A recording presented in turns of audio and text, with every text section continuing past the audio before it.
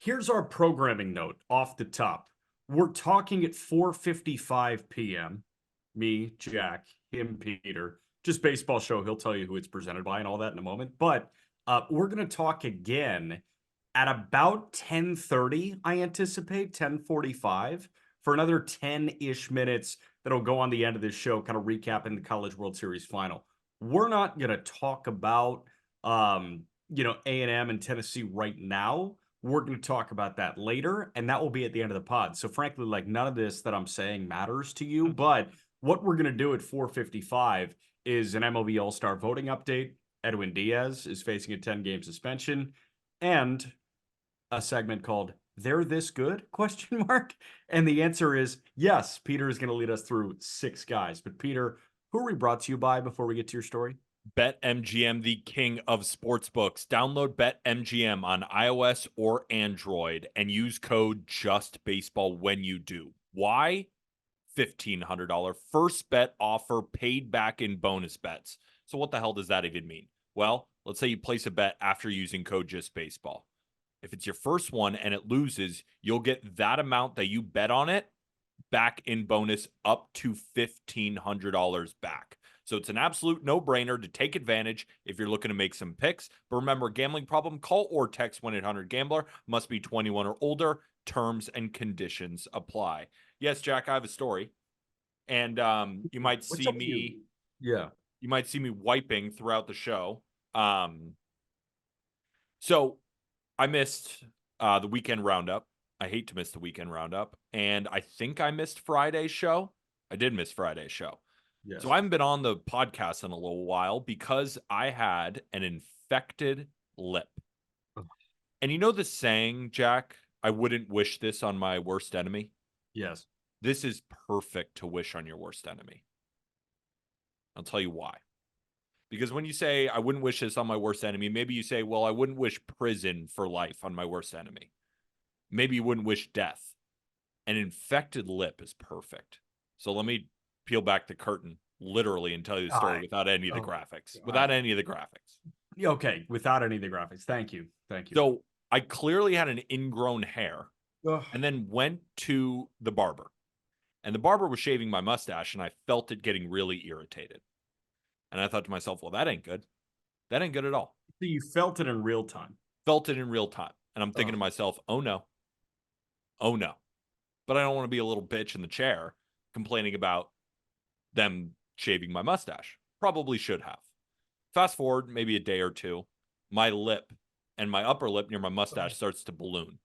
And it's getting to the point where it is the most disgusting thing that has ever happened to my body, completely infected.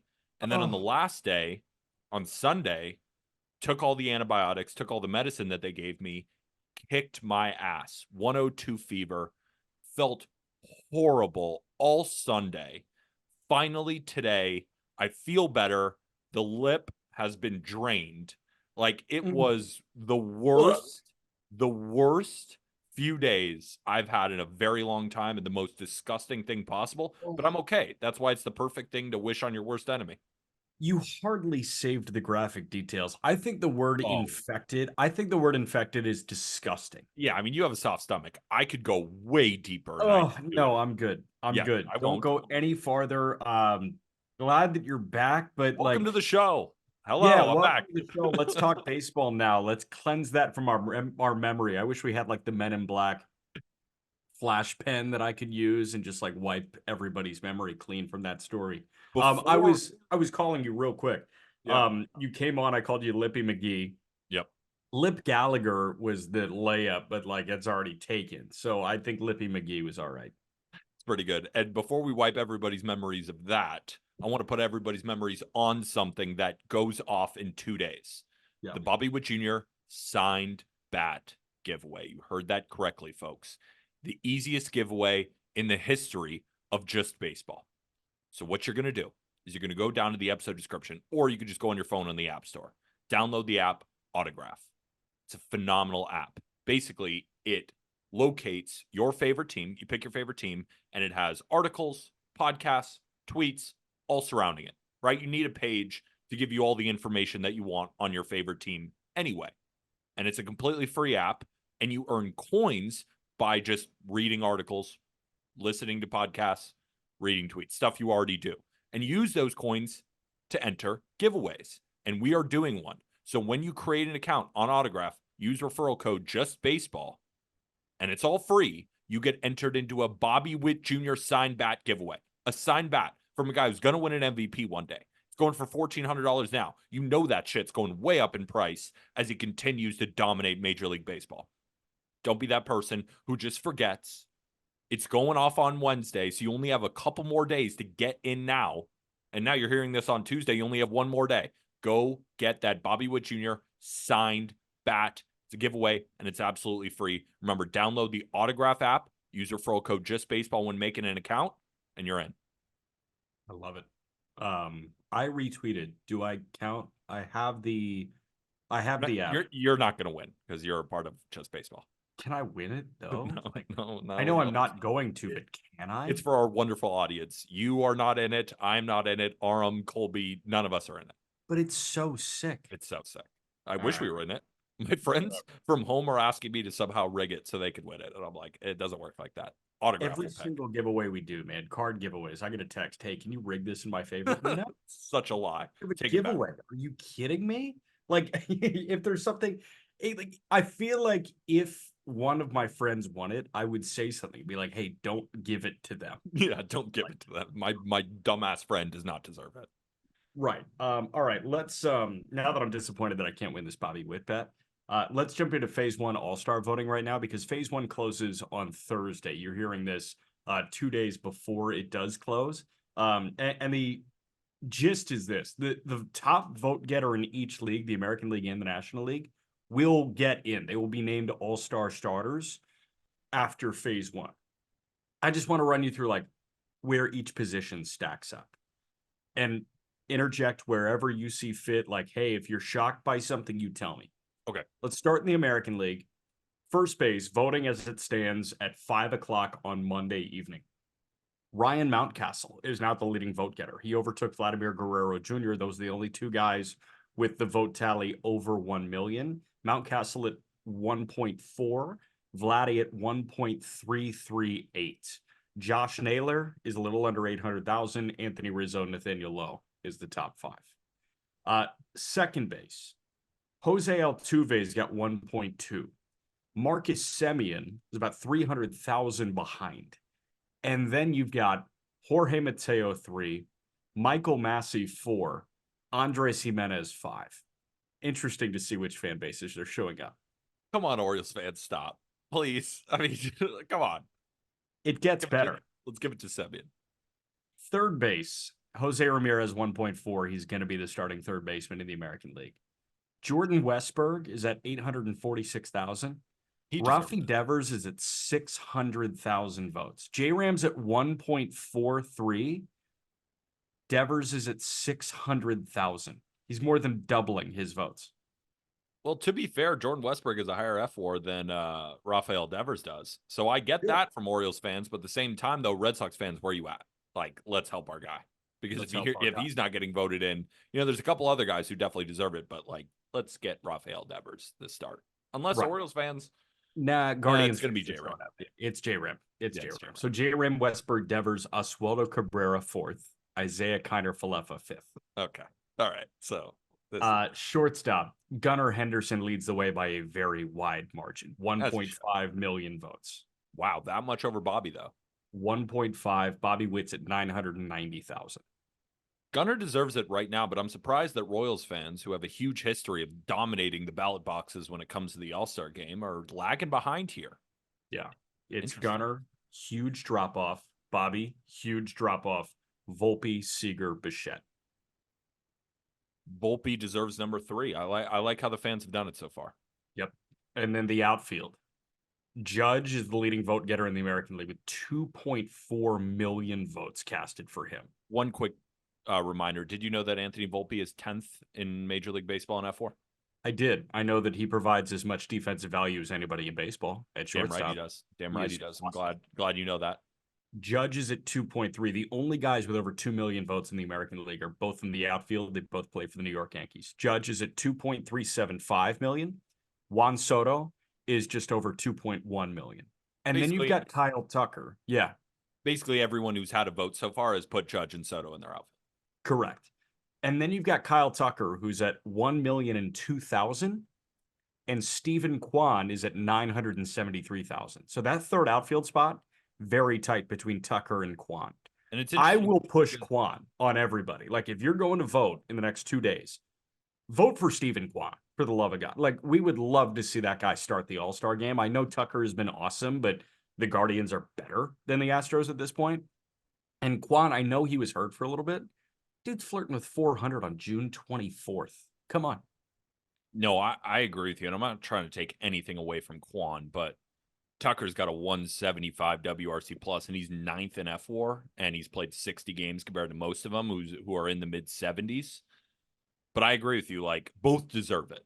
So go with your favorite, and considering the general disgust for the Houston Astros among baseball fans, are probably going to go with Stephen Kwan, but they haven't so far, which is interesting to me. I feel zero disgust towards the Houston Astros. Me It's neither. 2024. Get over I'm just yourself. saying. I'm just saying. It's still out Judge, yeah. So Judge 1, Soto 2, Tucker 3, Kwan 4, Anthony Santander 5, there. Good. Colton Cowser 6, Verdugo 7, Cedric Mullins 8, Okay. Mike Trout 9. All right. All right. We're just Orioles fans. Come on. Now National League. Catcher, AL catcher. Adley Rutschman leads the way, 1.6 million. Sal Perez is at 1 million. Good. Like Adley starting the All-Star game over Sal Perez. Yeah, I know you like that, but I Salvi should start it. Whatever. But this falls off quick. Adley, big gap. Sal Perez, big gap by 600,000 again. Jose Trevino, Danny Jansen, Yainer Diaz. All right. Yeah, we got our starters. Get designated hitter. I'm jumping the gun on the whole National League thing. DH, Yordan Alvarez leads the way. Giancarlo Stanton about 200,000 behind him. Giancarlo's hurt, so it's going to be Yordan Alvarez. David Fry third. Ryan O'Hearn fourth. Josh Young, who has played how many games? Fifth. A week? Maybe. I want to see David Fry in the All-Star game. It sucks that he just went down too. Yeah. Yeah, it's going to be, I think we have our answer. Yeah. National League first base. Only guy with over 2 million votes in the National League is not Shohei Ohtani. It's Bryce Harper. He's the leading vote getter in the National League right now. Harper is at 2,037,000. Freddie Freeman's at 1.3 million. Matt Olson at 310,000. And then you've got Pete Alonso and Jake Cronenworth. So it's Harper, humongous gap. Freddie, a 1 million vote gap. And then Olson, Alonso, Cronenworth. That sounds good to me, though. That's about the production that all of those guys have given so far this year. Freddie should be closer to Bryce Harper, but it's understandable considering Bryce Harper is second in odds in National League MVP. Yeah. So narrow at second base in the National League. Ketel Marte is 50,000 votes ahead of Luis Ariz, who is 60,000 votes ahead of Bryson Stott. That's tight. So Marte 1, Ariz 2, Stott 3, then a big drop off, Ozzie Albies 4, Bryce Terang 5. So Terang will not get voted in, which stinks, but Ketel Marte should probably take this. No. Oh, definitely take it. I mean, Ketel Marte is 12th in F4 this year. He has the same F4 as Ellie De La Cruz. He's ahead of guys like Francisco Lindor, Freddie Freeman, Marcell Ozuna, Adley Rutschman, Jose Ramirez. We could keep going. He's been an elite defender. He's got a 130 WRC plus, got 15 jacks. He should definitely be the starter at second. So third base, Alec Boehm is 4Xing the next best guy. Manny Machado's at about 500,000. Alec Boehm is at 1,960,000. He's been so he's nearly at 2 million. Yeah, like I know he had that divot in May, but in June he's gotten right back to where he was in April. So Boehm won by a country mile, about 1.4 million. He's the man. Then Manny Machado, Joey Ortiz third, Max Muncy 4, Austin Riley 5. To be fair, Joey Ortiz does have a higher F4 than Alec Boehm. But they both have the same WRC plus too. You can make the sound argument it should be Joey Ortiz, but I'm down to go with Alec Boehm this year. He's been awesome for Philly, and Philly's arguably the best team in the National League. Yep. NL shortstop Mookie Betts leads by 600,000 votes, but Mookie is going to miss it. So Trey Turner will start. I know Turner missed 3 weeks to a month. Yeah, but he has Phillies are been voting. awesome when he has played. He's just missed a lot of time. Phillies are out here voting. And then Yeah. third is Ellie De La Cruz. Willie Adames is fourth. Orlando Arcia fifth. I think Ellie and who's another person you named? It was Ellie and Adames or Trey Turner? Adames, Willie Adames. Those two should start over Trey Turner.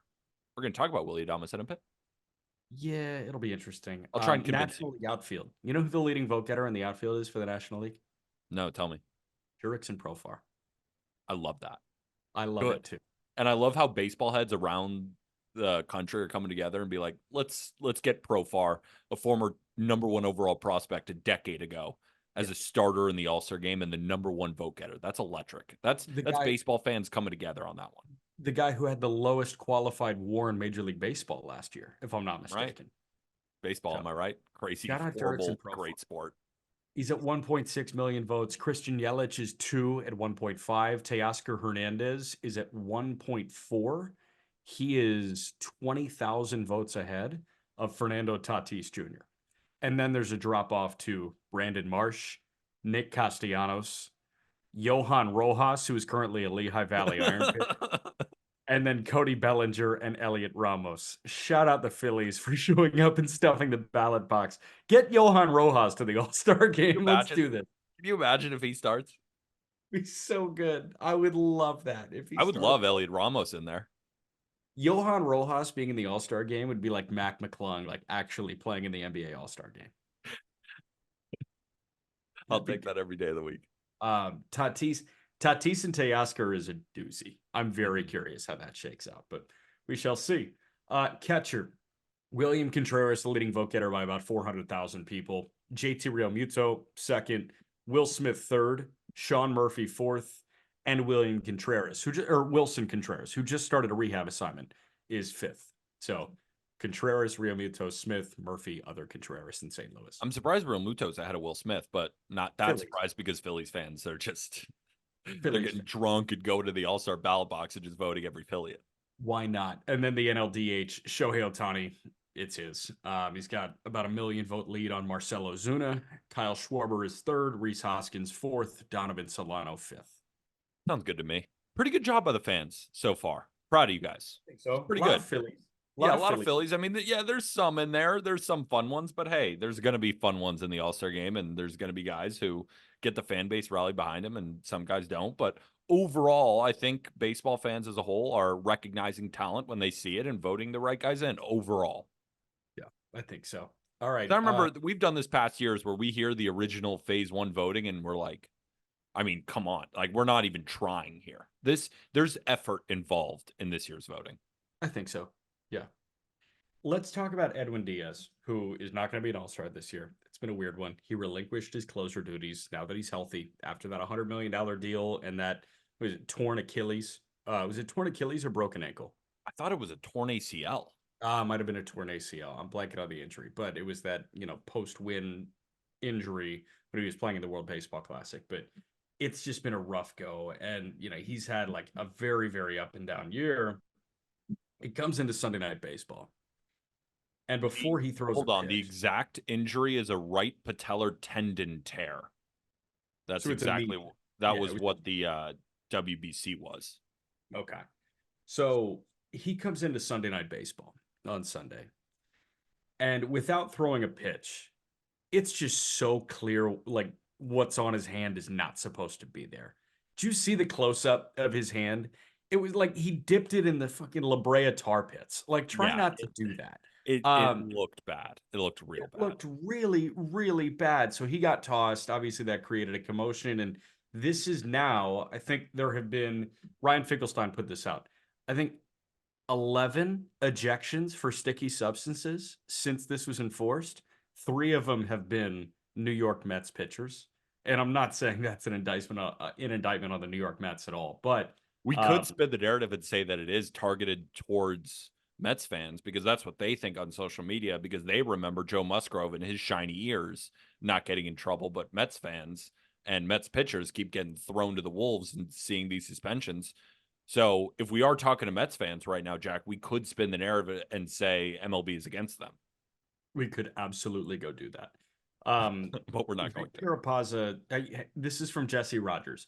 Crew Chief Vic Carapazza re Edwin Diaz being ejected tonight in the Mets Cubs after checking his hand. Quote, it definitely wasn't rosin and sweat. We've checked thousands of these. I know what that feeling is. This was very sticky. Yeah.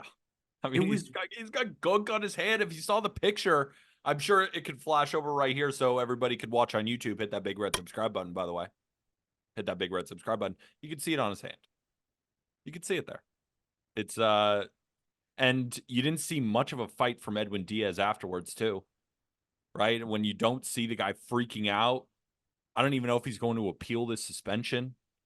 I think he's just taking it and going on his merry way. It was clear. You saw it on his hand. It could have been dirt mixed with rosin and sweat, but looked pretty caked up on that hand. I actually Putting it oversold looks like. There haven't been 11 suspensions. There have been 7 suspensions, and Mm. 3 of the 7 have been New York Mets. Now it feels like they are being targeted. Scherzer, Drew Smith, Edwin Diaz. Interesting.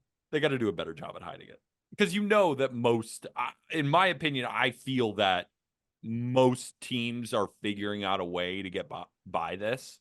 And it does appear that the Mets have not at least tried a formula to say, all right, this is how we're going to sneak under this. They're Right. just kind of like, yeah, well, you know, stickier if you could see it better. 100%. Yeah, I don't really have much to add here. I don't think that it's a Mets conspiracy. I also I do. like Because it's more have fun to think no that. right. Like I also have no defense for Edwin Diaz. Like you did the sticky thing, and I really just view this as the icing on top of the cake in terms of like a bad year for Edwin Diaz. It's already just like let's pack it up and start again next year. That kind of thing.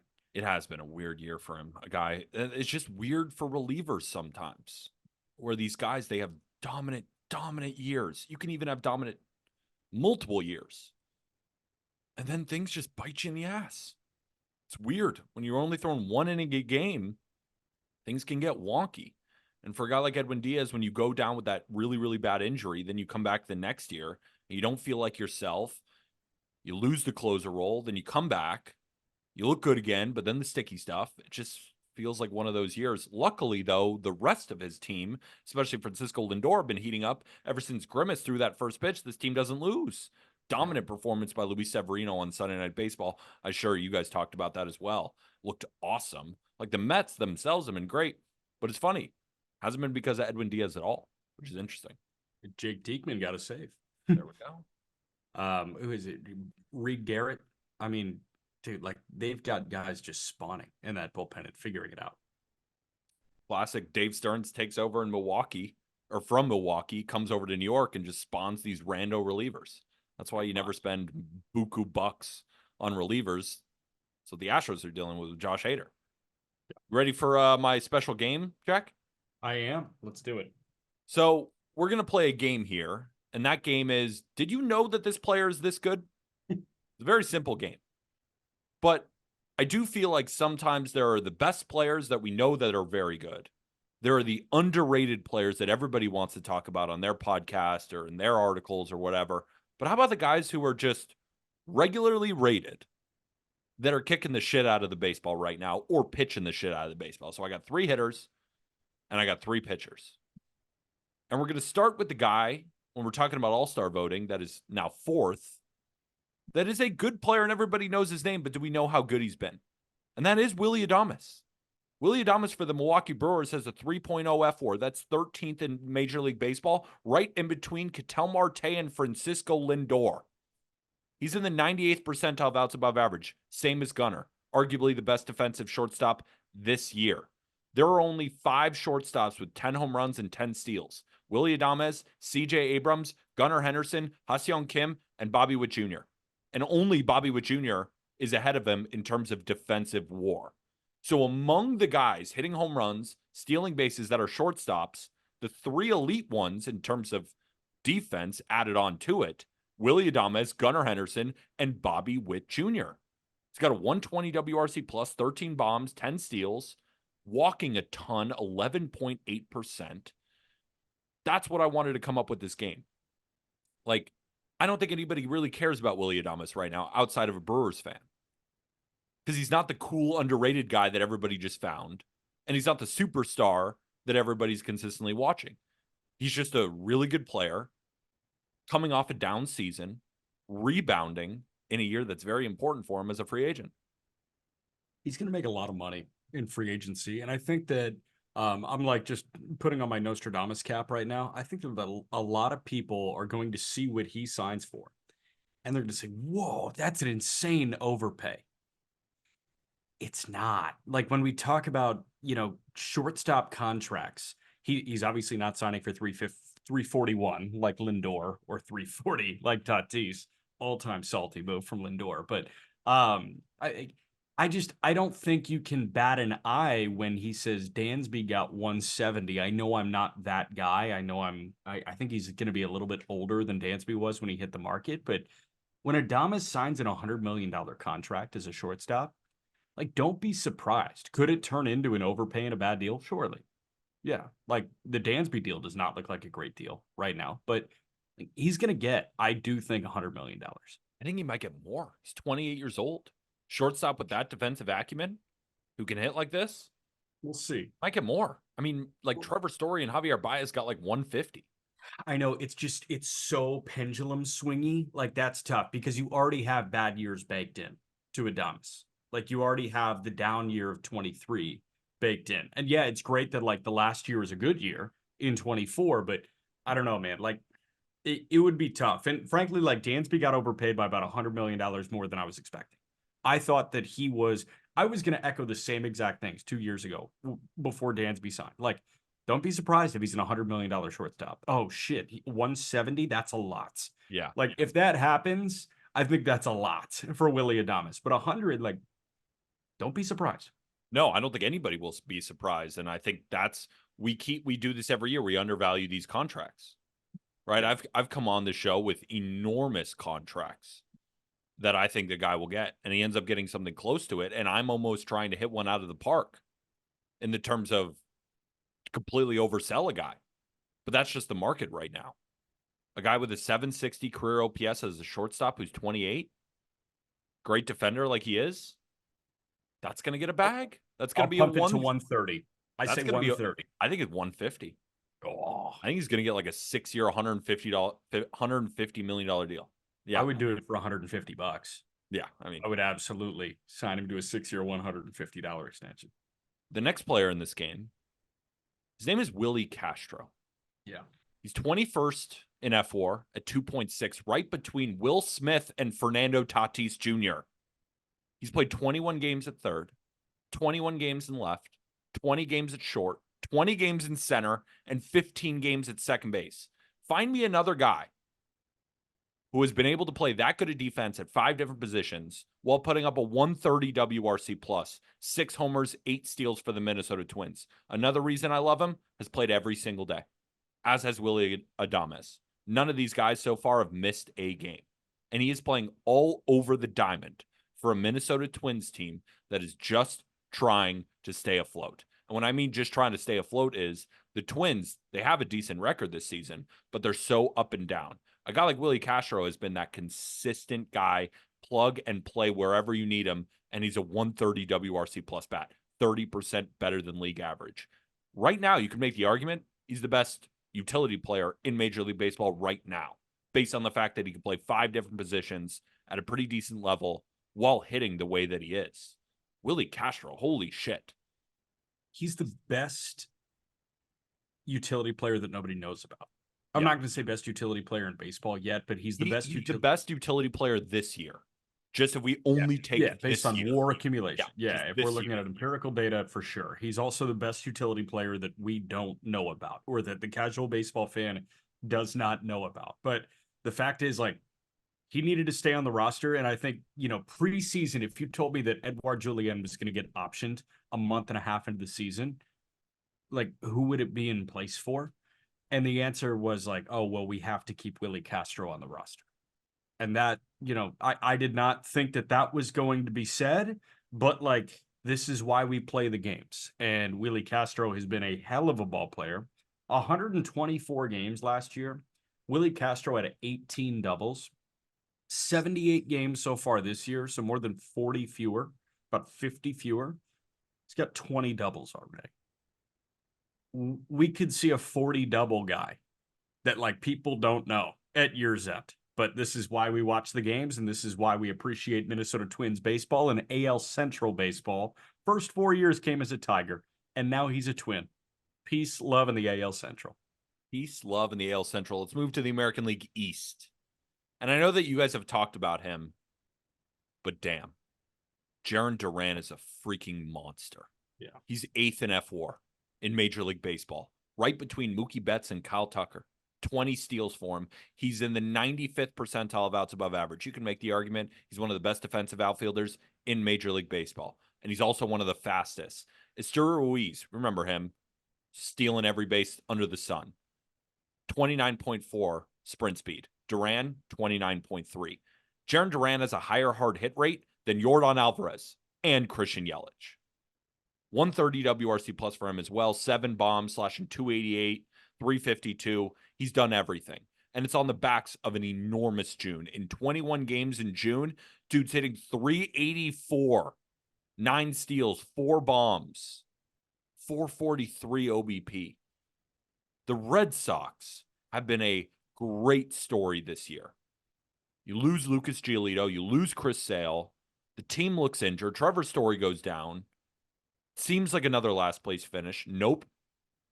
Better than the Blue Jays, better than the Rays. Competing over 500. Tanner Houck might win the Cy Young.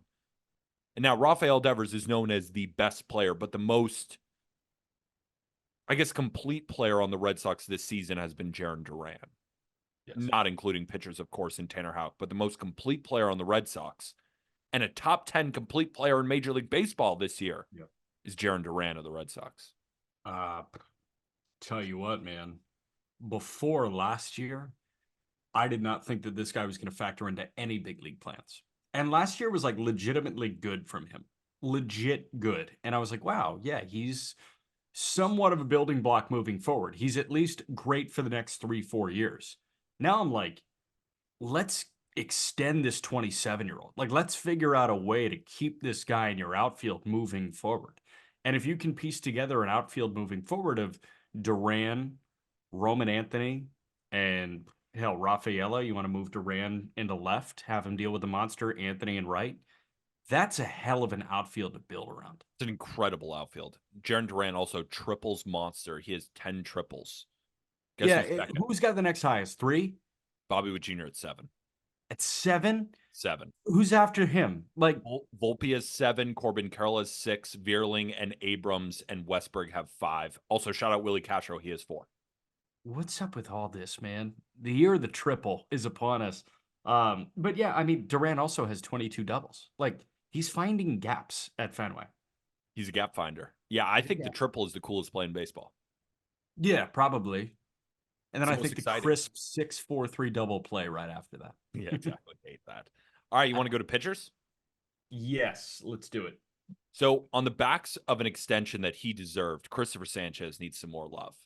He's 7th in F4, 2.6, in between Cole Reagans and ahead of Tarek Skubal, 2.67 ERA, 2.49 FIP, 84 innings, has the second or third highest ground ball rate in all of Major League Baseball.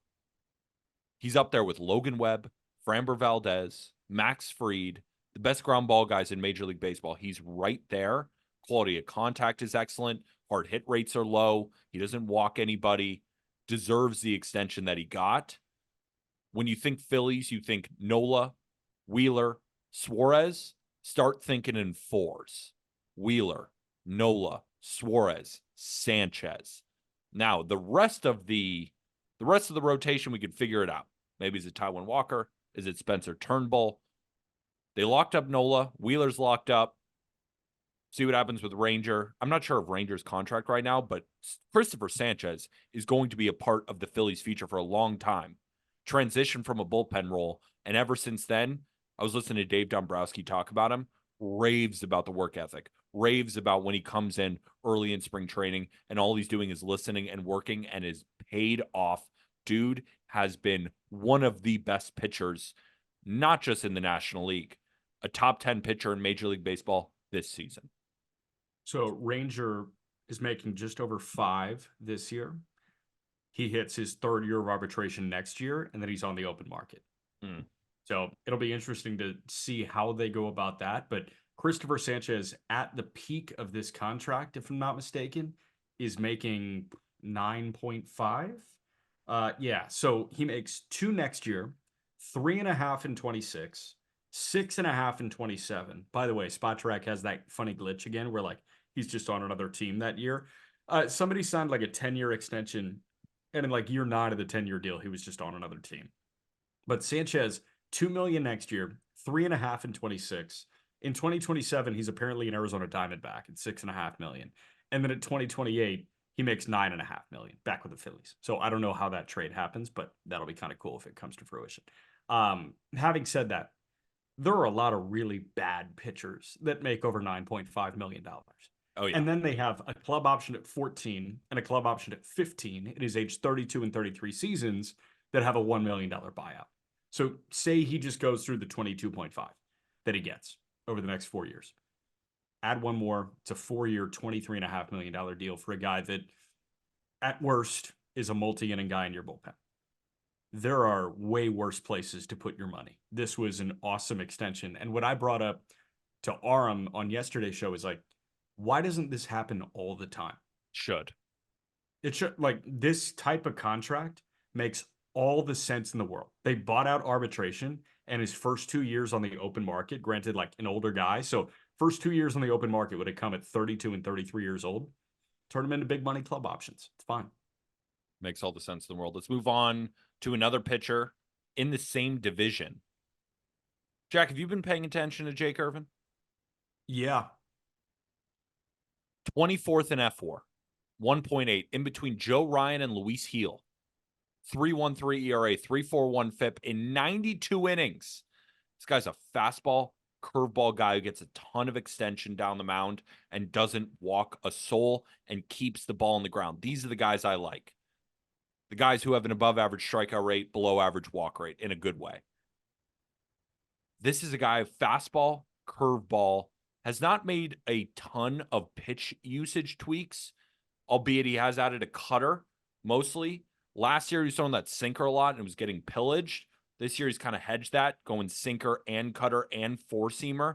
He's pretty tough to pick up, keeping the ball on the ground, just doing everything that you'd want. He's had a couple of dominant outings against teams like the Braves.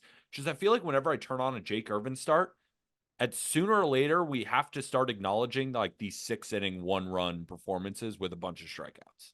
Like he keeps doing it over and over and over again. And the fact that he's in the same breath as Luis Heel and Joe Ryan is crazy. Just a Washington Nationals pitcher that nobody's paying attention to that is a top 25 pitcher in Major League Baseball this season. So this team is in pristine wild card position, like as good a wild card position as they've been in since they won the World Series in 19. And they have an anchor in Patrick Corbin attached to them. Yep. And like anchor in a bad way, not anchor in a good way. Like they have somebody, they have ankle weights on them in Patrick Corbin. And their all-star last year in Josiah Gray has been hurt the entire year. And when he did make starts, Gray made 2 starts, 8 1/3, 15 hits, 13 earned runs. Like, think about that, man. Your all-star last year stunk for 2 starts and has been unavailable. And the guy that you're paying over $20 million to has a 5.6 ERA for what feels like the 5th year in a row. But Jake Irvin has a 3.1. Williams, I know, is on the IL, but through 11 starts had a 2.2. Mackenzie Gore's got a 3.5 in 15 starts. And Mitchell Parker has a 3.3 in 13 starts. Nats are cooking right now. I think they should trade Jake Irvin. If they are going to sell, I think they should still sell because, like, again, the National League is bad. And, like, what's a wild card berth going to do for you? I don't see a world where they get in and anything can happen and we're watching the Nats play in the World Series. But, man, like, if they do want to try and go for this, it'll make me scratch my head. But, like, go ahead with this rotation as currently constructed. It's fun. And then in the bullpen, right? You love your Hunter Harvey, but also I Kyle love Finnegan. Harvey. Floro has been fire. Kyle Finnegan has been is awesome. Awesome. They got a team here. They got a team until the deadline, I think. I do think that these 3 weeks upcoming, these 4 weeks upcoming are going to make them say, you know what? You're right. We are the Nats. For all my betting folks, Washington Nationals most profitable team to back in 2024 so far. Interesting. All right, last one. We're going to a reliever. And I know that I trashed this bullpen earlier, so I wanted to redo the favor and highlight the lone star in the Lone Star bullpen. And that is Kirby Yates. Kirby Yates has been a freaking dog. 27 innings. He's only allowed 3 earned runs. He's got a 0.99 ERA, 36 strikeouts in those 27 innings. He's got 11 saves. None of them have been blown. We remember Kirby Yates. We remember Kirby Yates when he put together a couple of good seasons there and then just kind of had injuries over and over and over again. And he's 37 now, and you're wondering kind of who's going to sign him. Remember back in 2019, he put up a 1.19 ERA, 2018, 2.14. Then it got off the rails quick. He was decent in 23, and then this year he's been one of baseball's best relievers, and he's just hanging on his 4-seam and his splitter. And both of these pitches are just diabolical.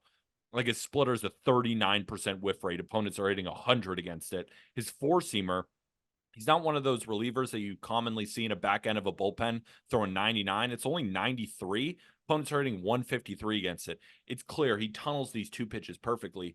4-seam at the top, splitter at the bottom. You can even see it in his pitch chart. A lot of them are more middle, but you just can't tell the difference. And one just drops off the table, and you're just left up there guessing, and more often than not, you're guessing wrong. So in a Rangers bullpen that needed a closer, needed a guy to step up, 37-year-old Kirby Yates has taken that to heart and become arguably the best closer in the American League so far. He's been that good. No. Class Yes. A is still alive. Yes. Okay, Class A has definitely been better. Yeah. Definitely been Come better. on now. More than fair. Yes, that's fair. I will say, to back Kirby Yates, 27 to third innings, he's faced 106 batters. How many homers? 0. That's so important for a closer. Like, if I can have a bunch of relievers that don't allow homers, fire me up. Like, absolutely fire me up. All I'm saying is Kirby Yates strikes out more guys than Emmanuel Clase. That's all I'm saying. You want your Yes. bullpen guys to strike out guys, not walk anybody. That's what Kirby Yates does. Just saying. I'm just going to read you the Emmanuel Class A things before we get you to this. No, Class A is awesome. I'm not trying to disrespect Class A. As a Guardians truther, I actually find it offensive that you even would. 38K, 4 walks. What? For Emmanuel Class A. 38Ks, 4 walks for Emmanuel Class A. 4 walks is pretty good. How many walks does Yates have? More. He's walking 4.5 per 9. Class A's walking 1 per 9. Who's striking out more guys per 9? Kirby Yates is. There we go. Do you want that?